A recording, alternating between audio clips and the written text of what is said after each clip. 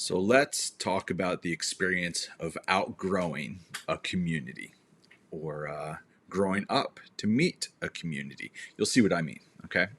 Now, the past couple months, I have been emphasizing doing spiritual direction more and more with people. Can be pastors, ex-pastors, church workers, burned out church workers, people have left the church.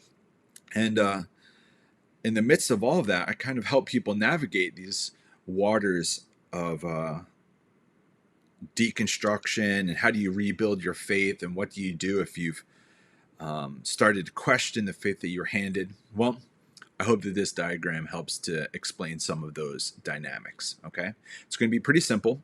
I'm just going to draw it right here and talk through it, and I hope you're patient with me as I do it. Here we go.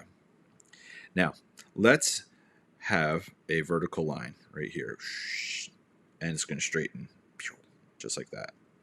Okay, now this line is a maturity line. So up top, let's put mature. And down here, let's put immature. Now, this can be spiritually, emotionally, it can be in terms of responsibilities. Now, everybody is somewhere on this line, okay? And you're probably a part of a community, or once were, where there was an average. And let's draw that right there. Let's call this the gravity point. I'm taking this kind of from Ken Wilber and tweaking it a little bit on my own. Now, this gravity point is the average of your group. So this could be a family, could be a workplace, could be a church, could be a larger community, okay?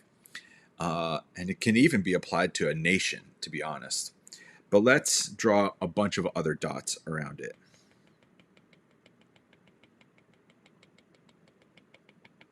Okay. I know it's very artistic.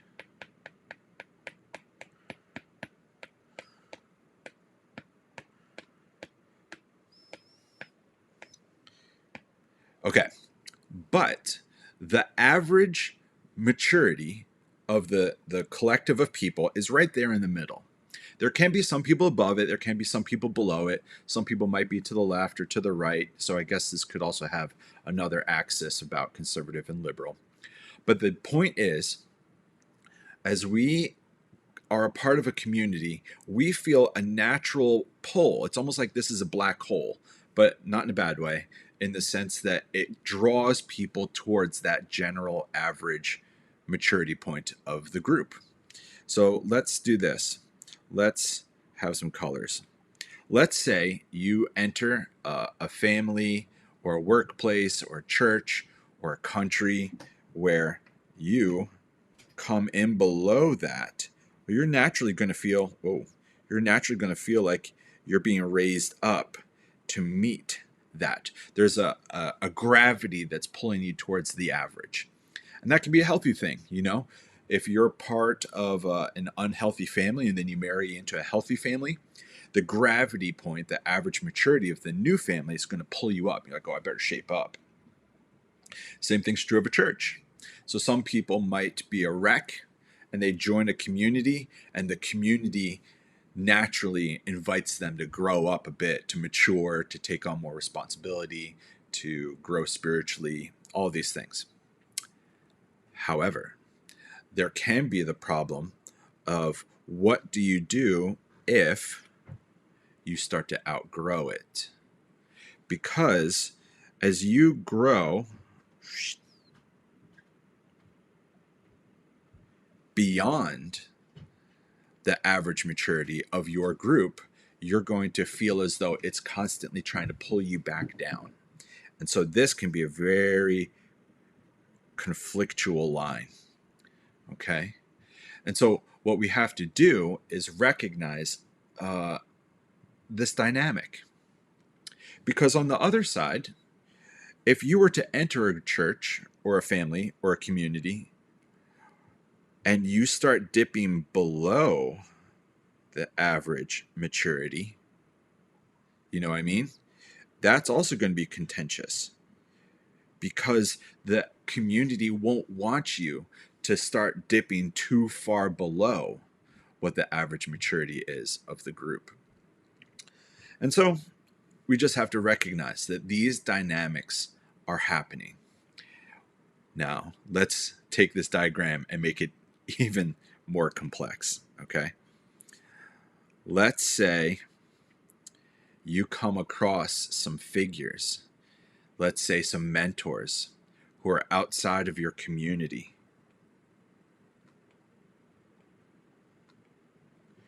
Ooh. And then you can do this. You can start jumping.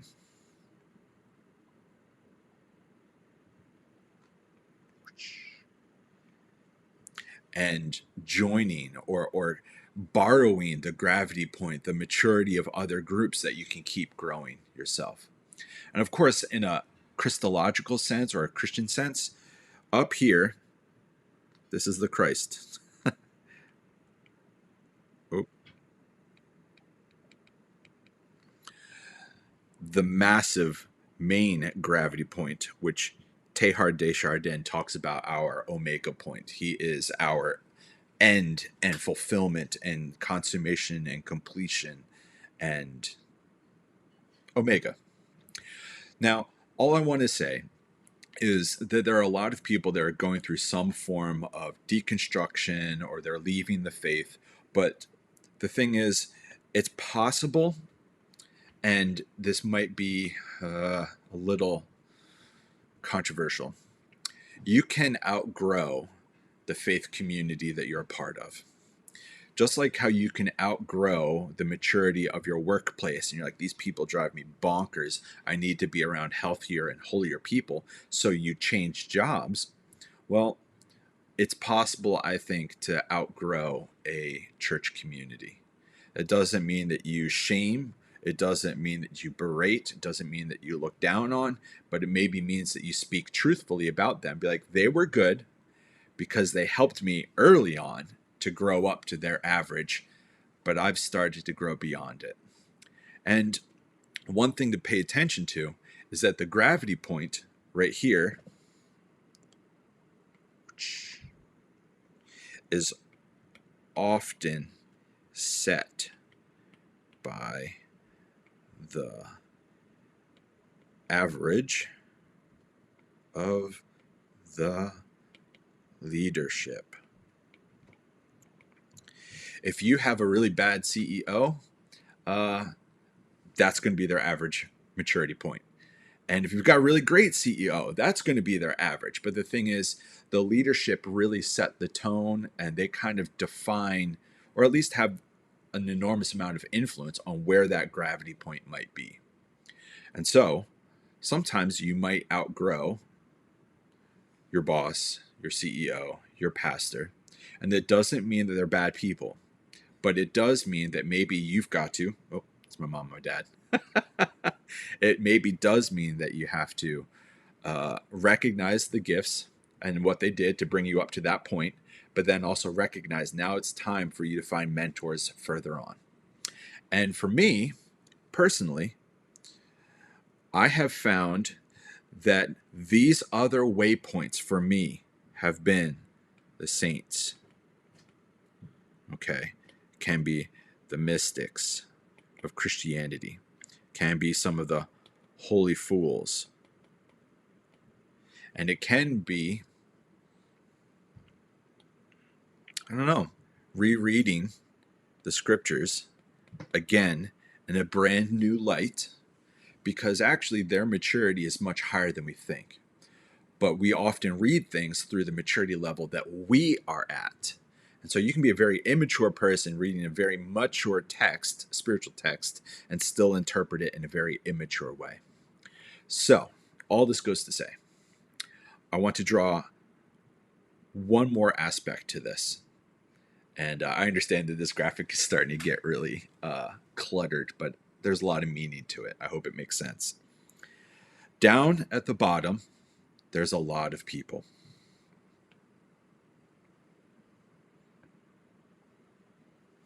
And as you rise up towards the top, there's less and less people.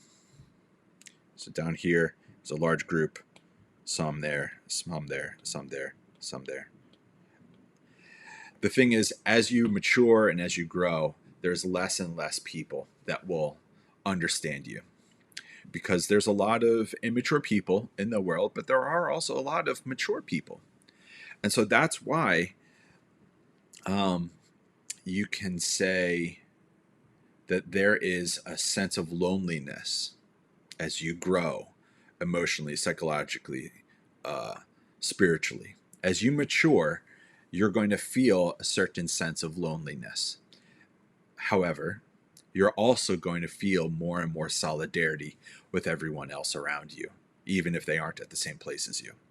And I only say that because, as I've said to some of my college students and people in spiritual direction, the most spiritually mature person was crucified for being the most spiritually mature person.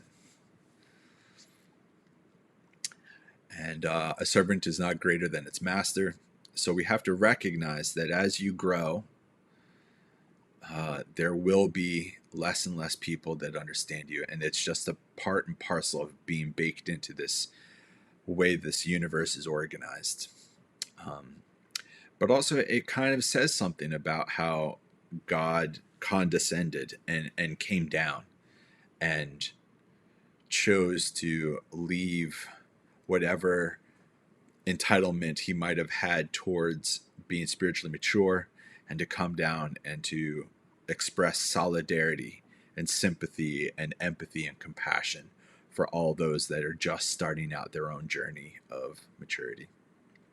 So if you're a pastor, I hope that this maybe helps you to understand, like, there might be some people who need you as a mentor, and there might be some people that have outgrown you as a mentor. And that's not anything about you. It's just you are where you are, and that's where Spirit has placed you. And so you have a responsibility to help people grow up to you. But it also requires a certain level of humility, that you recognize this person needs to keep going, and they need to keep going beyond me. And in some sense, it's kind of John the Baptist. He brought his disciples up to his level of maturity, and then when a greater mentor came, he said, all right, guys, you all need to go follow him now. And recognize that there is a place for that, because we need people who are anchor points at every step of that journey. And we need mentors who help people to get to the next stage and to the next stage and to the next stage, because, to be honest, it has not served us well to assume that there is only one way of thinking about all of this. That doesn't help us anymore. So whether you're a pastor, ex-pastor, whether you're a church worker, burned out church worker, somebody who still goes to church, or someone who left it, I hope that this has helped to explain some of the dynamics that maybe you've experienced. And I hope that in the midst of all this clutter of colors and scribbles and lines, you feel seen, heard, and understood. And reach out to me if you ever want to talk through this diagram at length. Okay? My website is johnchafee.com. And I hope you reach out. Have a great day.